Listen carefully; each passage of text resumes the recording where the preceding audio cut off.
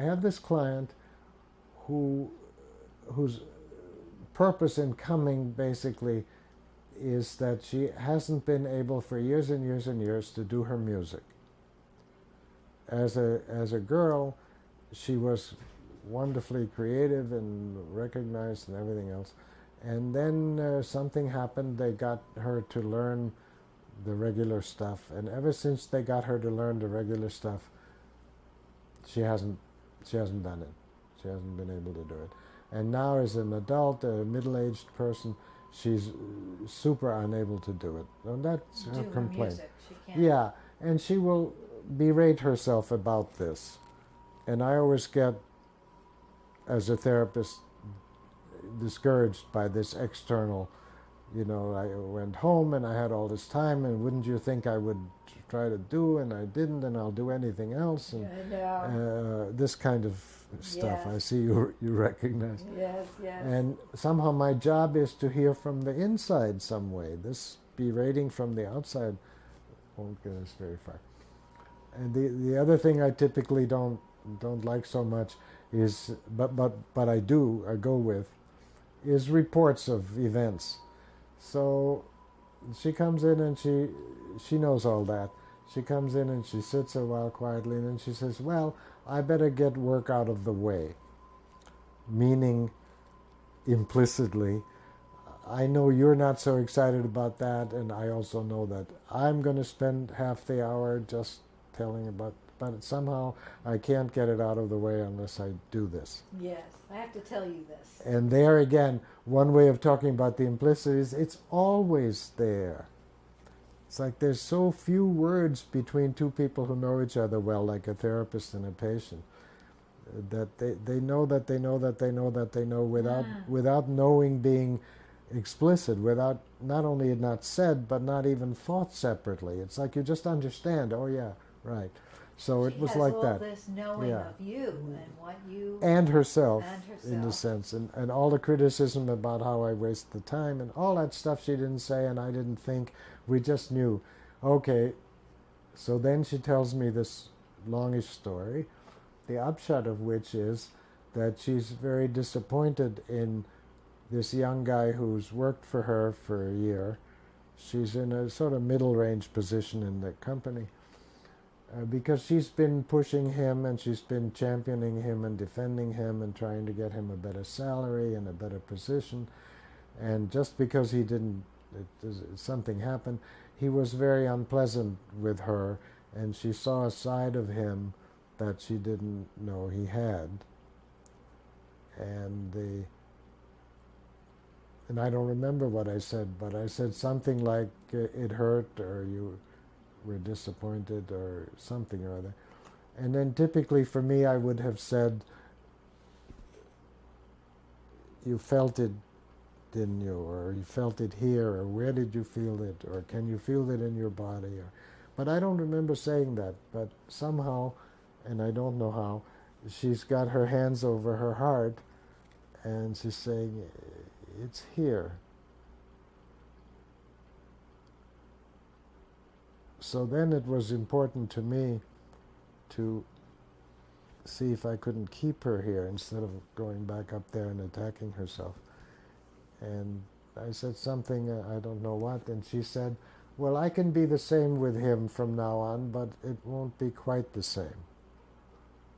And then I knew to say, oh, here it will be different, Something here will be closed that was open before. And that was right, and she said a little about,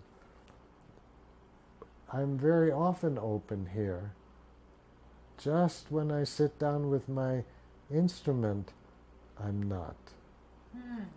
Which again, implicitly, we're always working on that, of course. So then I felt that we were hearing from the inside place. I said, oh, it's just like with this guy, with the instrument, it can't open, something like that. And I think I also said, I'm glad we're hearing from it, saying that I can't open. under those conditions, under those circumstances?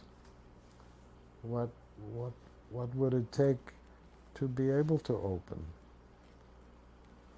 And she said something about, well, feeling some kind of loving all around.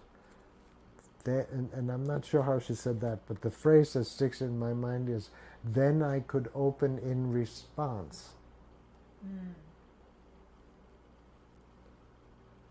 And so to me that's a good example here of what arises from underneath has this different quality to it. So then my way is when we're there, then I want to keep us there. So then I would slowly say back, oh, if you can be in response, it can open. And I don't know how I said it back, but I'm sure I said it back 3 times. And from there, more comes always in these little steps. So then the next thing I heard was, there's so much fear there with the instrument. Oh, I said, yeah, right, there's fear there. And it's not that we didn't know for several months upstairs that she's scared some way. We said that. But it's very different to say, you know, what am I afraid of? Am I afraid of ridicule? Am I afraid of not performing properly? I must be afraid of something, is very familiar. It's very different to say, oh, there's so much fear there. She was sensing it right then. Yes, yes. And then after a while she said, and so much sadness. And then after a while she said, oh, I think I'm afraid of the sadness. Which I took to mean of it being too much to stand, sort of washing in or something. But whether that's right or not, these are very much examples. And again, upstairs as psychologists, we find it easy to say, oh, the fear might be of the sadness, or the sadness might be because of what you missed because of the fear, or the fear might be of judgment, and the sadness is, but I can always think of 12 or 14 things up there in terms of categories, whereas from down here it's like, oh, and it had in it, I think, oh, I think the fears of the sadness. So then I would, in such a situation, emphasize that we're hearing from it. And because I can't say, we're glad we're hearing from it, because I'm not sure she is. Yeah. I say, I'm glad we're hearing from it, which I am.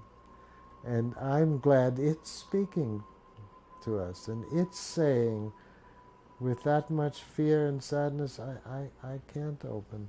But if I had something like loving around me, then I could. And I say it in that kind of tone, very quietly, like you don't want to disturb something. And I don't know if that indicates, but at least to sum up, I want to say, in any given moment, for any given individual, the implicit is a different place than what you say from up here. It's a genuinely different system in that sense.